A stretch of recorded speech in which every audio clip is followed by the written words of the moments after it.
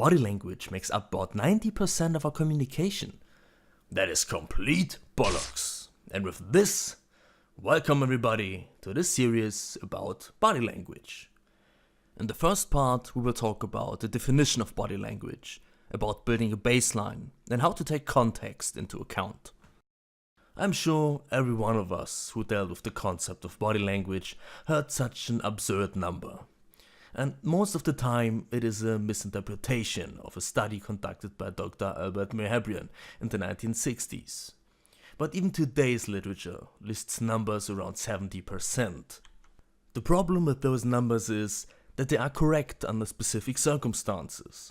For example, when we talk about emotions, when we try to deceive others, etc. But let's imagine one simple experiment. Take 5 people. Everybody speaks one language that no one else understands. Now sit them on a table and let them discuss when and what they should have for dinner. We need words. We need to understand ourselves, to deliver a message. We can easily see if someone is angry at us. He doesn't have to tell us, but why he is angry, he cannot show. So what is body language exactly? A way to describe it is wordless signals we send out to others. It includes facial expressions, body movements, posture, gestures, eye contact, touch and voice, which includes pitch, tone, speed and more. Body language can stand on its own when it comes to feelings or emotions, or works hand in hand with the spoken word. It can emphasize or deceive what someone says, or sometimes even be a complete substitute. In my research, I came across a lot of controversy whether or not the idea of body language is bollocks or the best thing since sliced bread.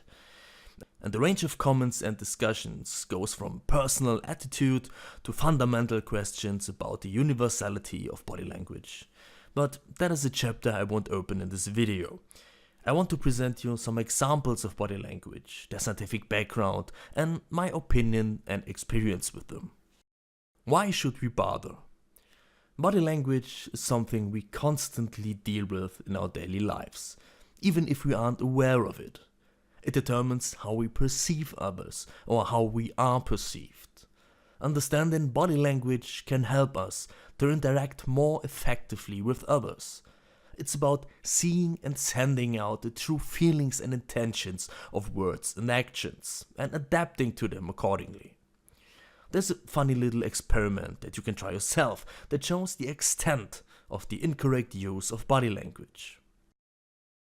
Go out on the street, pick a person, and give him or her a compliment, but you have to shout it at them. Something like this. Hey, I fucking love your sunglasses, they're cool! Guess what happens? Side note, don't yell at people who look like the brawler type. Baseline and context. Before we dive into the world of body language and start to analyzing postures, gestures, emblems and many more, we have to take a look at 2 very important aspects first. Baseline and context. Baseline, or foundation, means that we have to figure out how a person normally acts in a comfortable environment. We practically have to create a profile of a person before we are able to accurately read her. For example, is she introverted or extroverted? Does she talk a lot or is she more of the silent type? Is she confident or is she reserved? And if a reaction is triggered, how intense is it? Seeing an overjoyed person laugh isn't that big of a deal. Like we say in Germany, he'd laugh about a crooked piece of wood. But when the reserved guy, who never says a word, starts to genuinely laugh, we know that he probably is happy. But it is not always so simple that we can anticipate what reaction to expect. A fact that we have to keep in mind is every person is different and will accordingly act different. Let it be personality, education, culture, you name it. There are many factors that can affect a person's behavior and reaction to different stimuli. And that is the reason why we need to establish a baseline. Once we are finished, we can start to look for deviations. If an action or reaction of a person doesn't match his or her baseline, we know that something happened. And depending on the extent of the deviation, we can predict how intense the stimulus must have been. Context. Context can have two different meanings. First, what state of mind is the observed person in? And does that state fit the situation? Imagine we partake in a happy gathering, like a birthday party. Everybody's smiling and laughing, except one. She's standing a bit apart, shoulders slouched and the hint of a sad face. This appearance seems out of place, for a birthday party is supposed to be fun. Her behavior attracts our curiosity. Maybe we should go ask what is up. Now keep the image of the woman and switch the scenery from party to hospital or cemetery. Same woman, same posture, same face. But this time she doesn't seem out of place. We can imagine why she's feeling that way. This example shows us that sometimes we kind of have to adjust the baseline according to the shift of the context. And the same goes for sickness or sleep deprivation, medication, everything that might distort a person's state of mind. Second, what was the cause of an action? Or in other words, why did that stimulus cause the action? Imagine two teammates talking after a lost match. One says, "Oh man, it sucks that we lost, but you have to admit you were really bad today." The other one raises his hand, wants to say something, but turns around and goes away silently. The body language shows us discomfort, resignation and anger. But what is the origin of this anger? Is he mad at his teammate because he offended him? Maybe it is true, he was bad, and he's angry at himself for his poor performance. Or maybe it was a very one-sided game. There was no way that they won, and he doesn't want to deal with this shit anymore. It is very important that once we have a read, we don't jump to any conclusions too quickly.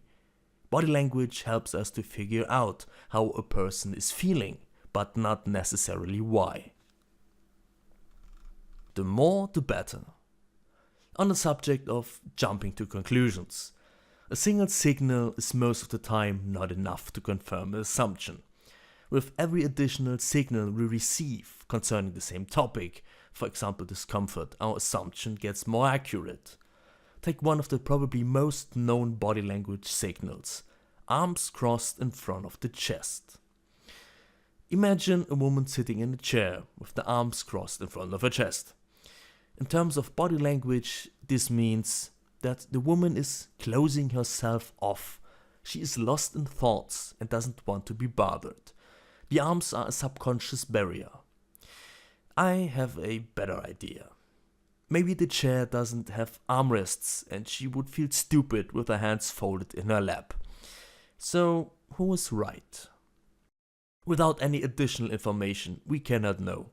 It would be helpful to see the position of her legs or the expression on her face, but that is part of the next chapter. And that's it for this episode. I thank you for watching. I hope you enjoyed the video. Next time we will start our journey of body language at the head and take a look what it has to say. But until then, have a good one.